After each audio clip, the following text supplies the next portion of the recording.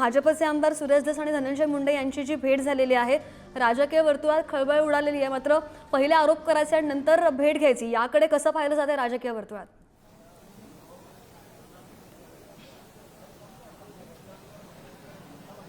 नक्कीच राजकीय वर्तुळामध्ये संशयाच्या नजरेने या सर्व घडामोडीला पाहिलं जात आहे। मात्र आता थोड्या वेळापूर्वीच या ठिकाणी सुरेश धस यांना जेव्हा या सर्व भेटी संदर्भात विचारण्यात आलं, त्या संदर्भात त्यांनी स्पष्टीकरण देताना असं म्हटले की मी परवाच्या दिवशी जसं मला माहिती पडलं धनंजय मुंडे हे आजारी आहेत, त्यामुळे मी त्यांच्या निवासस्थानावरती गेलो, निवासस्थानावरती त्यांची भेट घेतली, हे त्यांनी मान्य केलेलं आहे। मात्र मान्य केल्यानंतर त्यांनी असं देखील म्हटलेलं आहे की मी संतोष देशमुख हत्या प्रकरणातल्या आरोपींना जोपर्यंत फाशी देणार नाही, फाशी त्यांना मिळणार नाही, तोपर्यंत मी शांत बसणार नाही, असाच हा लढा माझा सुरू राहील। या संदर्भात अजून बोलताना धनंजय मुंडेच्या राजीनाम्याबाबत देखील त्यांनी बोललेलं आहे की मी धनंजय मुंडे यांचा राजीनामा मंत्रिपदाचा मागितलेला नाही, तो त्यांच्या पक्षाचा विषय आहे, मी धनंजय मुंडे यांच्या मंत्रिपदाचा राजीनामा मागितलेला नाही, असं स्पष्टीकरण देखील त्या धस यांनी दिलेलं आहे। त्याचबरोबर या ठिकाणी या एका कार्यक्रमाला बावनकुळे हे देखील उपस्थित होते। मंत्री बावनकुळे यांना या सर्व विषयावरती जेव्हा विचारण्यात आलं, त्यांनी देखील त्यांच्या भेटीला दुजोरा दिला।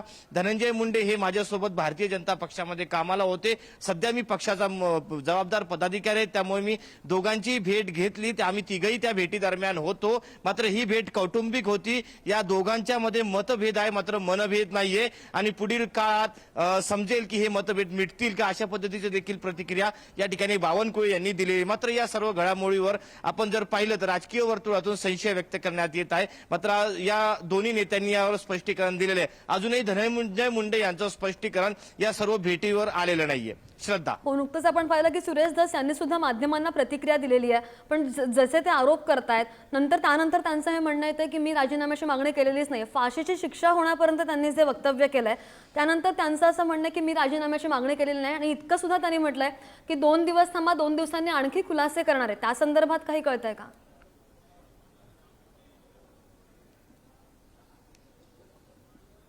नक्कीच जेव्हा त्यांना विचारलं गेलं तुम्ही आतापर्यंत धनंजय मुंडेंवरती अनेक आरोप केलेले आहे, अनेक त्यांच्या सहकार्यावरती आरोप केलेले आहे, वाल्मिक कराडावरती आरोप केले, बीड जिल्ह्याला विविध अवैध धंद्यावरून तुम्ही आरोप केलेले आहे, मग आता तुम्ही भेट घेतली, त्यावरती त्यांना स्पष्टीकरण देताना धस असं म्हणाले मी त्यांची भेट घेतली, मात्र ही जी भेट होती त्यांच्या आरोग्या विषय संदर्भात होती, मात्र मी हा प्रकरण सोडणार नाही, जोपर्यंत फाशी भेटत तो फाशी होत नाही या आरोपींना तोपर्यंत हा प्रकरण मी सोडणार नाही, हा लढा असाच ठेवणार आहे आणि पुढच्या 2 दिवसात पहा मी अजून काय गौप्यस्फोट करतो, अशा पद्धती देखील प्रतिक्रिया त्यांनी दिली। मात्र नेमकं आता 2 दिवसानंतर सुरेश यांना धस हे कुठला गौप्यस्फोट करणार, काय खळबळ उडवणार हे पाहणं देखील महत्त्वाचं राहणार आहे। श्रद्धा, निश्चित। सचिन, मी पुन्हा एकदा तुमच्याकडे येते, आपण घटनाक्रम पाहूया। आपण पाहतोय 73 कोटींचे आरोप केलेले आहेत आणि त्यानंतर आता सुरेश धस यांनी जी प्रतिक्रिया दिलेली आहे की मी आरोप केलेले नाहीयेत, मी राजीनाम्याची मागणी केलेली नाहीये, असं त्यांनी म्हटलेलं आहे। आणि त्यातच आता आमदार सुरेश धस आणि मंत्री धनंजय मुंडे यांची भेट झालेली आहे। ही भेट का झाली आहे तर धनंजय मुंडे यांची प्रकृती व्यवस्थित नव्हती, त्यांच्या डोळ्याचं ऑपरेशन होतं आणि त्यानंतर